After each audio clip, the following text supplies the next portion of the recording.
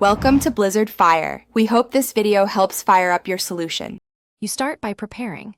Install the VPN on your router because the Xbox Series S has no native VPN app. Once done, log into the router admin page and upload the provider's OpenVPN or WireGuard profile. This routes all console traffic.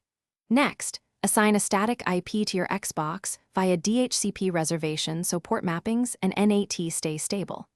Make sure your VPN plan allows multiple devices. Otherwise, set split tunneling on devices you want exempt. Once the router is running the VPN, connect your Xbox Series S by Ethernet for steady bandwidth. Wi-Fi adds variability.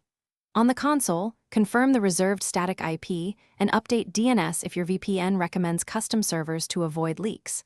Run the Xbox network test. Check NAT type, download/upload speeds, and packet loss. If NAT is strict, forward necessary Xbox Live ports on the router or enable UPnP. This preserves multiplayer and party chat functionality. To finish, verify games, store region access, and cloud saves operate normally while connected to the VPN.